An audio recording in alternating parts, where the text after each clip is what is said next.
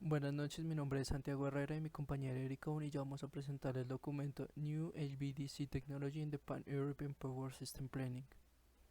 Como primera medida, la introducción que es cumplir los objetivos de la política energética y climática establecidos por la Unión Europea para el 2030. Eso lo que quiere decir es que se quiere implementar en mayor medida lo que son las energías renovables. Las más importantes es la eólica y la solar, sin que interfiera con la calidad de energía y más bien mejorarla. El porcentaje más grande de la red en este momento se llama la transmisión de corriente alterna de alto voltaje, en sus siglas en inglés HVDC. Se quiere quitar este tipo de red porque tiene mayores costos, no es amigable con el medio ambiente y tiene menores distancias de transferencia. Se quiere cambiar por la nueva tecnología llamada transmisión de corriente directa de alto voltaje, sus siglas en inglés HVDC. Esta es amigable con el medio ambiente, tiene mayores distancias y tiene disminución en los costos. Esto también lo que hace es aumentar tecnologías y mejores desarrollos, como lo que es el BAC, que lo que significa es el conversor de fuente de voltaje, y también el CAC, que es el conversor de fuente de corriente. Entonces, esto lo que hace es aumentar las tecnologías y sus comportamientos.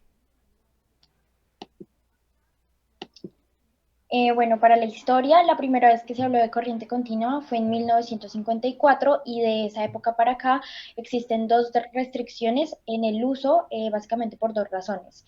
La primera es las conexiones entre redes no síncronas y pues la segunda, cables submarinos y esto con base en el enlace Gotland, que fue la primera línea de transmisión HVS del mundo en 1954. En los siguientes años hubo un aumento en el uso de las líneas HVDC gracias a sus características de voltaje y potencia y estuvo como a la par de las mismas líneas de HVAC. Para las líneas de corriente continua de largas distancias que son aéreas, tenemos el sistema Itaipú, que es un sistema de transmisión HVDC en Brasil, donde desde la central hidroeléctrica Itaipú hasta Sao Paulo, una de las instalaciones HVDC más importantes del mundo y hace 20 años no se superan sus récords de tensión y potencia.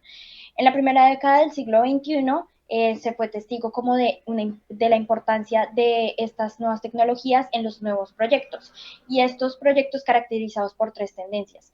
La primera es que se querían trabajar enlaces submarinos HVDC en el Mar del Norte y el Mar Mediterráneo. Y para esto Italia encargó dos sistemas. La construcción de un gran número de líneas en China y esto gracias a la demanda. En China hay un caso particular y es que en principio las primeras líneas eran con parámetros estándar, es decir, de calibres y de distancias. Ahora se desea actualmente, China desea hacer líneas mucho, mucho más largas. Y la introducción a una nueva tecnología que es la topología BSC, que son los BSC, que son los controladores como tal, que en su traducción es conversor fuente de voltaje y consta de varios conversores HVDC caracterizados por el uso de transistores IGBT. El uso de BSC apropiado permite el control del flujo de potencia en cuatro cuadrantes, es decir, control independiente de la potencia reactiva en cada una de las líneas. Y actualmente el que más se está utilizando es el convertidor modular multinivel MMC. Y también el documento nos habla de proyectos, unas conexiones en la historia de proyectos entre Italia y Francia, que son las conexiones como más importantes. Las características por las que más se escoge este tipo de tecnología es por sus aplicaciones, que son como las líneas de muy larga distancia, especialmente para el transporte de energía a granel, o sea, de grandes potencias, enlaces de cable submarino muy largos, interconexiones de líneas asíncronas y desarrollo continuo de corredores aéreos de corriente continua de voltaje ultra alto, que son las que se encuentran afuera de las ciudades. Los niveles que manejan son más o menos de 800 kilovoltios y rango de voltaje más o menos de 1100 kilovoltios. Maneja unas longitudes de 2000 a 4000 kilómetros y puede transportar 6.4 a 12 gigawatts de energía. También es escogida por su velocidad y flexibilidad. Puede proporcionar al sistema beneficios como la capacidad de transferencia, control de flujo de potencia, mejora la estabilidad, la amortiguación de oscilaciones y estabilidad y control en la tensión. También ausencia de fuerza reactiva. La que más se maneja en este momento es BSC, HBS en los parques eólicos marinos y aplicaciones multiterminal. ¿Por qué se utiliza este tipo de tecnología? Porque tiene la posibilidad de manejar energía reactiva y proporciona un soporte de voltaje más uniforme, lo que disminuye costos y disminuye el tiempo de respuesta. Bueno, la parte ambiental. Cuando hablamos de una línea de transmisión, tenemos que tener en cuenta el impacto ambiental que este tiene y esto define como tal la ruta que va a seguir y la tecnología que se va a utilizar. El impacto ambiental se ha visto reducido con base a las líneas HVDC en dos factores: la reducción de emisiones de campos electromagnéticos y la factibilidad de reducción parcial de cableado por razones ambientales, políticas o sociales. Los efectos potenciales sobre el medio ambiente causados por sistemas HVDC son riesgo para la salud puede ser en personas o en animales, efecto corona, interferencias de radio, ruido audible, corrientes de tierra y efectos de corrosión.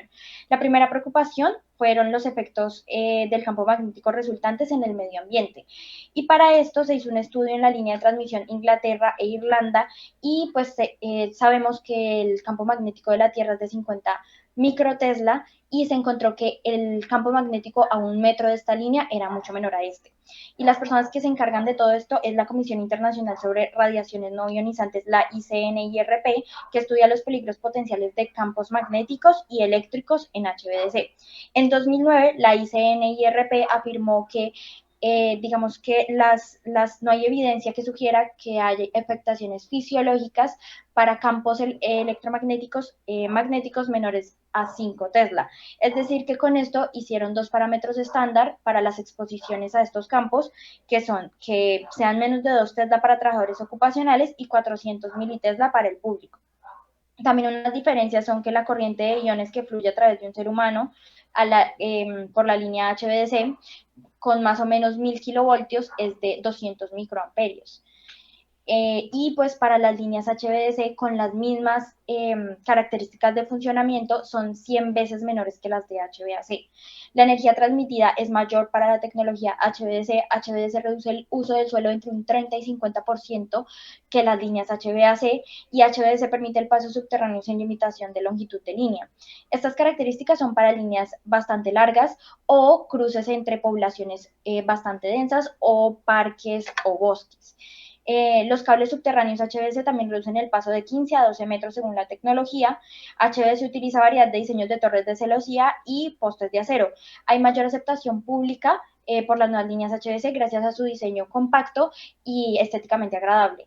La estación convertidora HVDC requiere un área más grande que la de HVAC. Los impactos visuales son que para las líneas HVAC se necesitan 2 conductores, mientras que para las de HVAC se necesitan o suelen necesitarse 3. Las alturas de torre de HVDC son más pequeñas, las líneas subterráneas.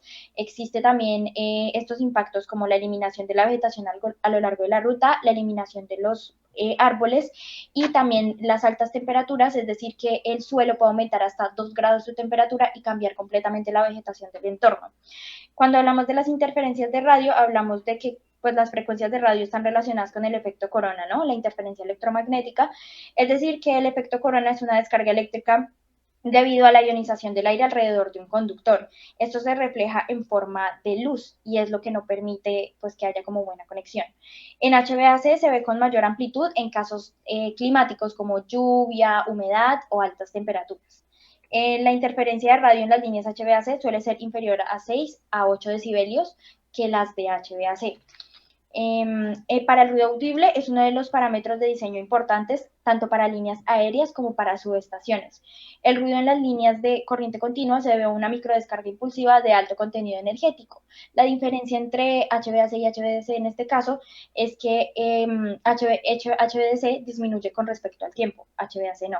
Las corrientes de tierra en los sistemas HVAC monopolares se utilizan usualmente para sistemas de transmisión de energía submarinos.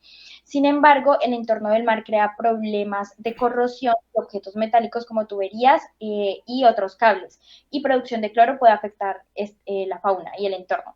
Los efectos HDS marinos más importantes son el impacto por reproducción de cloro y bromo sobre organismos marinos, impacto del campo eléctrico que puede ser detectado por algunos marinos como tiburones, rayas y aves marinas, y el impacto de campo magnético en la fauna que es la migración marina. Y pues hablan de un proyecto que es el de Italia y Montenegro, que en este también se hizo un estudio de flujo magnético y que se vio que estaba por debajo del límite, es decir, que cuando se ve que está bajo el límite de 400 militesla no hace afectaciones al medio ambiente. Se tienen los proyectos, el tiempo de proyectos son para el 2030 y es el plan de desarrollo de red de 10 años. Sus siglas son TNDP, realizado por ENSO-E en 2018. Eh, la, la necesidad es que la capacidad de transferencia neta sea mayor al 100% y el proyecto que se tiene ahora en este momento se llama CACO 1.3, que significa Sardinia, Corsia, Península Italia, que suma los 400 millones de watts, y su predecesora que era la 1.2, que tiene 300 millones de watts, lo que tiene un aumento de 100 millones de watts. Esto dice que es 10 veces la nueva capacidad instalada en 2019 y tiene 5.5 gigawatts de incremento por año. Esto gracias a la planificación como refuerzo y reemplazo, lo que quiere decir que no hay cambio de red, sino mejora como tal en la tecnología. Hay compañías offshore, que significa que sus ganancias son manejadas en el exterior, pero lo que quiere Europa es quitar este tipo de empresas y manejar más que todas las ganancias dentro de su país. Lo que se quiere para 2030 son 52 líneas nuevas para un total de 25.000 kilómetros versus a los 300.000 kilómetros de HBS, de HAC. Y esto quiere decir que HBS tiene 7.5%, pues no es mucho, pero pues va aumentando cada vez más. Italia tiene 1.166 kilómetros de corriente continua, la mayoría son cables submarinos y tiene una capacidad de 1.8 gigawatts. La tecnología que más se maneja es CSC y el primer HBS que se manejó en Italia fue entre Cerdeña, Corseña e Italia en 1966. Lo que quiere decir que Corseña no podía tener este tipo de red y el puente estaba entre Cerdeña e Italia. Cerdeña es un productor de energía. En 1987 se hizo la multiterminal, lo que quiere decir que Corseña ya podía tener energía de Cerdeña igual a Italia y ya podían eh, manejar grandes cantidades de potencia. También se tiene el sistema eléctrico Sardo, el Plan Nacional de Energía y Clima de Italia en la Comisión de 2019, que es la eliminación del carbón en el 2025, ya que aún hay plantas de energía en bases de carbón. Lo que se quiere es intercambiar entre estas plantas a unas plantas de energía solar y eólica. La tensión nominal de estas redes CSC es de 500 kilovoltios y 1000 millones de watts. Actualmente aún hay redes 1.2 y lo que pasa con estas redes es que se están llegando a su culminación y lo que se quiere es intercambiar para que lleguen a la 1.3 y que no se caigan estas redes y sufra Corseña e Italia. Eh, por lo que por el momento se quiere que para 2030 toda la red sea 1.3. Sí,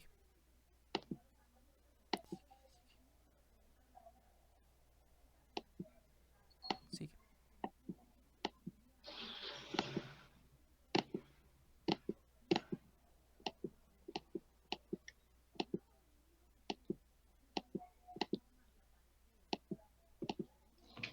Bueno, y para concluir, en realidad la conclusión de este proyecto es que la elección de HVDC es mucho más factible que respecto a la HVAC. Tiene mucho mayor eficiencia, mejoran los costos y mejor sobre todo en la parte medioambiental, que es lo que actualmente se busca.